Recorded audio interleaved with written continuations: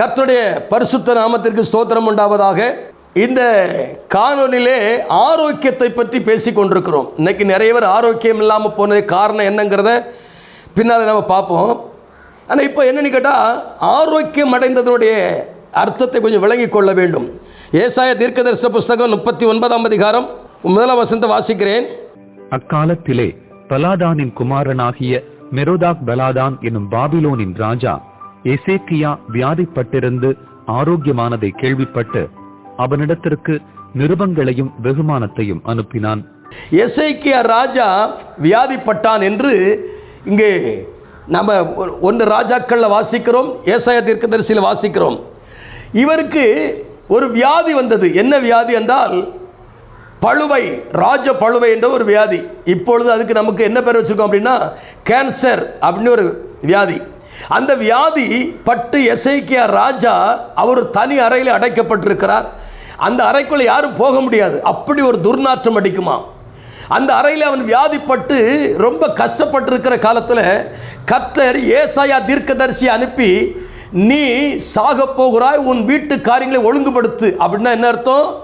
ராஜா ஸ்தானத்தில் யாரை ஏற்படுத்தணும், குடும்ப காரியங்களை எப்படி ஒழுங்குபடுத்து, நீ சாக போறாய்ன்னு சொன்ன உடனே இந்த எசேக்கியா ராஜா ஒரு காலத்தில் கர்த்தருக்கு எப்படி வாழ்ந்தானா, கர்த்தாவே, அவன் சொபருபுறமாய் திரும்பி, கர்த்தாவே நமக்கு முன்பாக மன உண்மை உத்தமாய், பாருங்க, உண்மையும் உத்தமத்தை கர்த்தர் விரும்புகிறார் இல்லையா.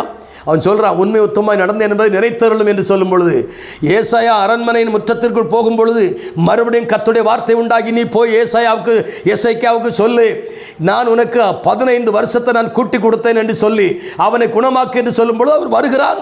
எசேக்கியா ராஜாவை பார்த்து, எசேக்கியா ராஜாவே, கர்த்தர் உன்னை குணமாக்குகிறார், உன் ஆயுசு நாட்களை கர்த்தர் 15 வருடம் கூட்டி கொடுக்கிறார் என்று சொல்லி அந்த ஏசாயா வந்து எசேக்கியாவுக்கு சொன்ன உடனே அவன் அத்திப்பழ அடையதான் போட்டார்கள். இந்த ஏசாயா அதே அடைய போட்டான். 3 நாளைக்குள்ளே அவன் சொஸ்தமாகிறான்.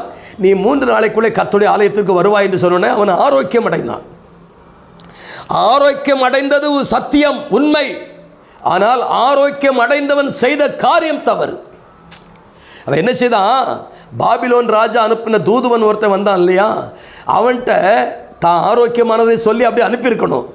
அவன் வந்து தன் நாட்டினுடைய இராணுவ தளவிடங்கள் எல்லாம் காட்டினான், மறைபொருளெல்லாம் காட்டினான், அந்தரங்கத்தை காட்டினான். கர்த்தர் ஒன்று அவன் போன பிறகு கர்த்தர் சொல்றாரு, நீ ஆரோக்கியம் அடைந்தது உண்மை, ஆலயத்துக்கு வந்ததெல்லாம் உண்மைதான், ரொம்ப சந்தோஷம். உங்ககிட்ட ஒருத்தன் வந்தானே, அவனுக்கு என்னத்தை காட்டினா அப்படின்னு, என் ராஜ்யத்தில் எல்லாத்தையும் அவனுக்கு காட்டினேன் அப்படின்னா. அப்போது ஒரு நாள் வரும், உன் ராஜ்யத்தில் இருக்கிற எல்லாரும் சிறைப்பட்டு போவீங்க, அந்த நாட்டு அரசன் உன்னை மேற்கொள்வான் என்று சொன்ன உடனே அவன் சொன்னான், ஆண்டவரே, என் காலத்திலேயாவது சமாதானம் இருக்கும் இல்லையா, பிள்ளைகள் எக்கெடு கெட்டு போனா என்ன, இப்படி ஒரு தகப்பன், இப்படி ஒரு ராஜா, இப்படி ஒரு தேசத்தினுடைய துரோகி. பிரியமான தேவ ஜனமே, தான் வாழ்ந்தா மட்டும் போதாது, தான் ஆரோக்கியமான போதாது, மற்றவங்களும் வாழ கற்று வைக்க வேண்டும். அதான் மிக முக்கியமான விஷயம். இந்த எசேக்கியா ராஜா செய்த பெரிய தவறு பார்த்தீங்களா? அவன் நாட்கள் அவன் கடந்து போனான். ஆனால் அவன் நாட்களுக்கு பின்பு இஸ்ரவேல் ஜனங்களை பாபிலோன் தேசத்து மக்கள் சிறைப்பிடித்து போனார்கள். நம்ம அந்தரங்கத்தை சொல்லக்கூடாது, நமக்கு கொடுக்கப்பட்ட ரகசியங்கள் வெளிப்படுத்தக்கூடாது. அது உனக்கும் குடும்பத்தோடு இருக்கணும், உனக்கும் சபையோடு இருக்கணும், உனக்கும் கர்த்தரோடு இருக்கணும். அதே வெளிப்படுத்துறதுனால தான் சத்ருனை சிறைப்பிடித்து கொண்டு போகிறான். சில ஆட்கள்லாம் பெரிய பந்தா பண்ணுவாங்க, எங்கள் வீட்டில் அது இருக்குது இது இருக்குது, என் பையன் ஆப்பிரிக்காவில் இருக்கான், அமெரிக்காவில் இருக்கான், பேரிக்காவில் இருக்கான்ட்டு. எங்கே இருந்தால் என்னங்க, உங்கள் ஆசீர்வாதத்தை, உங்கள் ஆரோக்கியத்தை நீங்கள் தான் காத்துக்கொள்ளணும். இல்லைன்னா சிறைப்பட்டு போவீங்க. சத்துரு சிறை வைத்து விடுவான், பிசாசு உங்களை அந்தரங்கத்தில் கொண்டு போய் விடுவான். மறுபடியும் நீங்கள் வேதனைப்பட வேண்டிய ஒரு சூழ்நிலை வரும். அதனாலே ஆரோக்கியமாக இருக்கட்டும். நாம் ஜெபிப்போமா? பரலோக தந்தையே, எங்கள் அன்பு பிதாவே, நீர் எங்களை எவ்வளவாய் நேசிக்கிறீர். நாங்கள் தவறை உணர்ந்து கொள்ளும் பொழுது எங்கள் பாவங்கள், சாபங்கள், மீறுதல்கள், வியாதிகள், மரணங்கள் எல்லாவற்றையும் நீக்கி ஆரோக்கியம் தருகிறீர். அந்த ஆரோக்கியத்தோடு உமக்கு ஏதாயிலும் செய்யணும் ஆண்டவரே. நீர் அப்படி செய்கிறக்காய் ஸ்தோத்திரம். ஆட்கொண்டு நடத்துங்க, பொறுப்படுங்க, பெரிய காரியங்களை செய்யுங்க. நன்மை கிருபையும் தோட்டும். இயேசுவின் நாமத்தில் ஜெபிக்க நல்ல பிதாவே. ஆமேன், ஆமேன். God bless you.